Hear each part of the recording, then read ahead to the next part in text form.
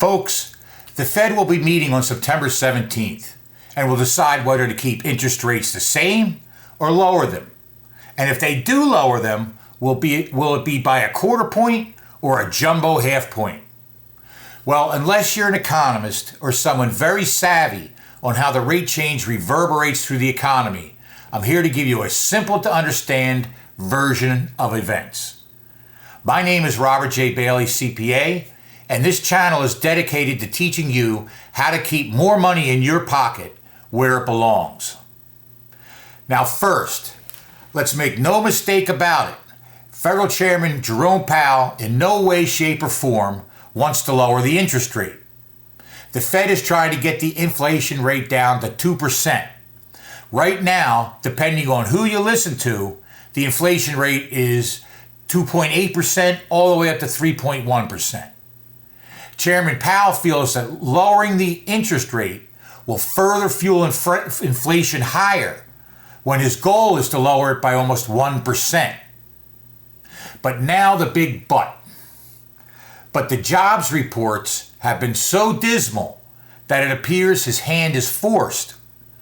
19,000 new jobs in May, 14,000 in June, 73,000 in July, but the expectation was for 120,000.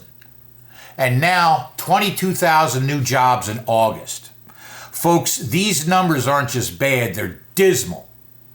So with that, there's now a 92% chance the Fed will cut interest rates by 0.25%.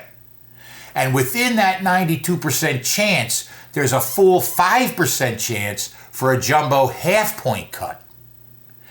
Now, make no mistake about it, it's going to be a show on September 17th. And what I mean by that, at the last Fed meeting, 2 governors of the board dissented on the vote. And that hasn't happened at the Fed for 30 years. So there's much anticipation to see what's going to happen. But now, in common terms, what will all this mean to the American public? What will a Fed rate cut mean to the American public? First, the higher interest rates have been choking the job market. So with a rate deduction, which helps businesses, expect hiring to increase. And that's great news for job seekers.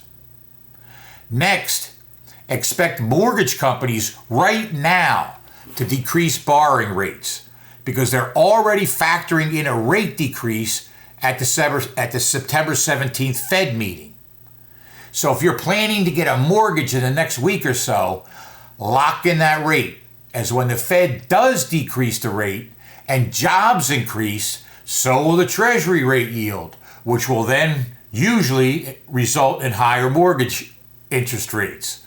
It's very complicated stuff, but the bottom line is mortgage companies are reacting right now by lowering their rates. So if you're contemplating getting a mortgage, my opinion is to lock in now at the lower rates, because once the Fed rate cut occurs and the ripple effect goes through the economy, the chances are rates will go back up. Now, if you're thinking about a CD, which has been such a great investment for so long now, act now, because those 4 all the way to 4.75% interest rates you've been earning, they're going to be going down. So again, if you're contemplating getting a CD, man, get out there and shop the rates and get the highest one now. And for investors, because the stock market recent gains have already factored in a Fed rate decrease, if by some chance that decrease doesn't happen, oh boy, you can expect an immediate downslide, slump in the market. Now, I hope that this video has given you a no-nonsense, common sense understanding of the upcoming Fed meeting and what will it mean. My name is Robert J. Bailey, CPA, and thanks for joining me. And please subscribe, as this channel is dedicated to teaching you how to keep more money in your pocket where it belongs. Thank you, God bless, and I'll see you soon.